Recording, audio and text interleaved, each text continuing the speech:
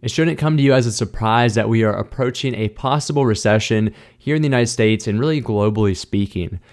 Throughout 2022, we've been battling high inflation, and I would expect that to continue and carry forward into 2023 and possibly 2024. Until we really get a grip on high inflation, times are going to be tough for us e-commerce sellers and really anybody in this general category, this marketplace. So today I want to share with you something that I've been doing different this year of 2022, and I plan to continue going forward. And those are the different filters that I'm applying to the Jungle Scout Opportunity Finder tool. So let's go ahead and get started here. I'm going to pull up the Jungle Scout Opportunity Finder tool. If you don't have access to Jungle Scout, I really recommend this, or Helium 10, but by far, I think Jungle Scout just has more reliable data and it's more user-friendly. So when you pull up the Opportunity Finder tool here, you're going to be met with all these different inputs that you can go ahead and put in. So when you add different inputs in here based on average monthly units sold or the niche score, it's going to filter down all the different product niches that are currently on Amazon. Now let's start out with the left side here. Again, I'm going to be selling in the United States. You could change this based on the country's marketplace that you're selling in. The next thing we have to do is to think about the different categories that are going to perform well in a possible recession and during times of high inflation. So when you think of recession, really a lot of the spending goes from the entertainment and the toys and games into essential items that are for home and kitchen or possibly pet supplies. So those are the categories that we want to be selling in. I'm going to go ahead and select the categories that I know that perform very well during these tough times, and then we can have a discussion on those. Okay, so I filtered these down to 8 specific categories on Amazon, and I'm just going to highlight a couple of these, why I selected them or why I did not select them. So baby is definitely an essential category. However, there are a lot of selling restrictions and approvals that you need to actually sell in this category. For the average beginner seller, this is going to be a very difficult category to begin selling in, so I'm going to leave this unchecked. Moving down to clothing, shoes, and jewelry. Now, I don't think that jewelry is essential. However, clothing and shoes are definitely essential. People may not be buying the designer brands, but they may be buying just, inexpensive and essential t-shirts and shirts and jeans. That stuff is still going to sell during these difficult times. Next, health and household. That goes without saying. And then let's just go down to one here, which is tools and home improvement. Those are still essential items. So as you get an idea, I left out stuff such as electronics and toys and games and video games. Those are categories that spending is going to decrease, and you don't really want to be a new brand entering that market at that time because demand is decreasing. So let's move over to the right here and start off with the average monthly units sold. Now for me, in my experience, this is going to be about 500 average monthly units sold per listing is a good criteria here. Now that number is somewhat arbitrary, but I found out that if it's under 500, typically you're going to find a more medium, low demand product versus those high demand products. And always we're going to check the ratings here in a little bit just to make sure that we have that good ratio between demand and competition. Next is monthly search volume. I want this to be above 1,000 searches at the minimum. You can put a maximum, but I really just leave that unchecked. That way we can get all of the larger monthly search volume niches shown. Niche score a 7 out of 10. And then let's go up to the top right here for average monthly price.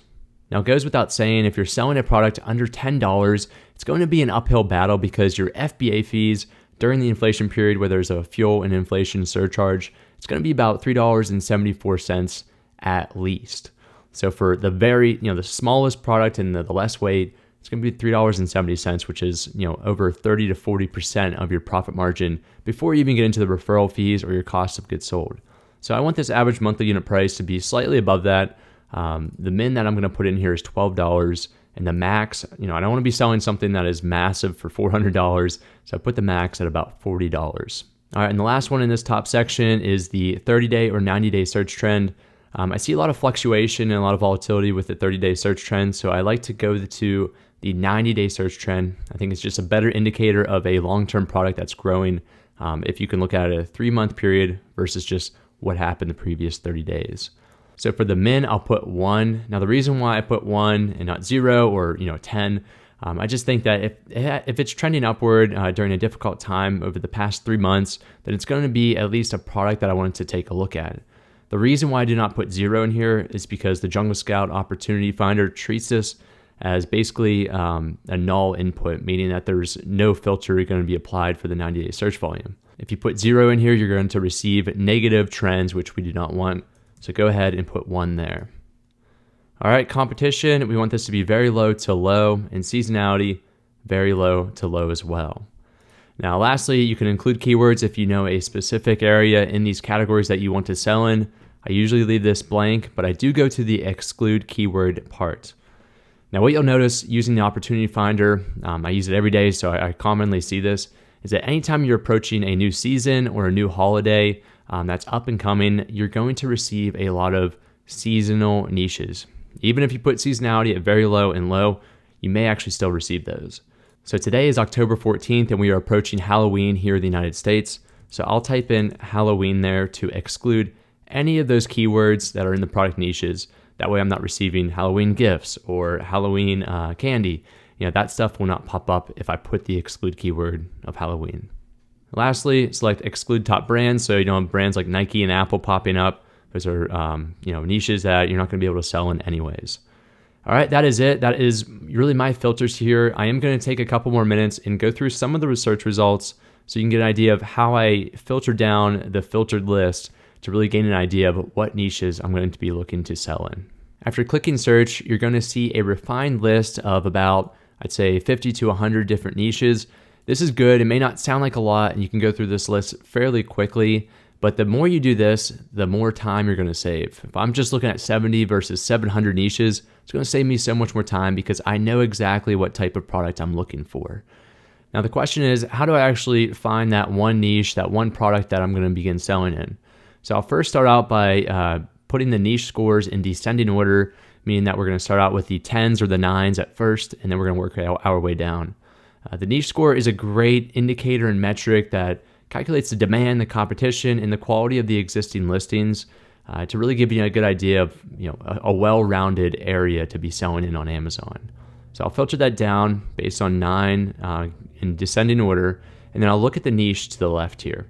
I already know that I'm going to have a positive 90-day search trend because we filtered that already. We're going to have high demand because our search volume is above 1,000, and we know that our average monthly units sold is going to be 500. Those are all things that I know that is going to be given. So what I'm doing is I'm scrolling down the left side here. I'm looking at the niches, and I'm seeing anything that may catch my eye.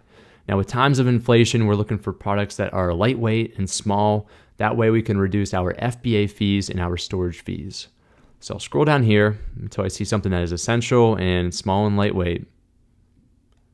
So something maybe like a foot massage mat. Now, if that's something that caught my interest, I'd select it, and it's going to show me the average units sold over the past 2 years, or I can adjust that. But I'll click the search volume to get an idea of how it's been trending throughout the year. Now, if I saw this product, it's very consistent, low searches, we're looking only over a couple hundred searches per month, and it's not increasing over the past 2 years. So right away, even though we're seeing this slight increase over the past 3 months or so, I'm not really interested in this. I'm not even going to view it on Amazon or check out the profit margins on Alibaba. I'm just going to move on because that search volume trend should be trending upward over the past 2 years, or at least be a high consistent mark.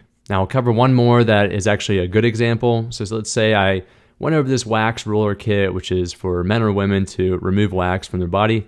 I would look at the search volume trend for the past 2 years, very, very low up until 2022.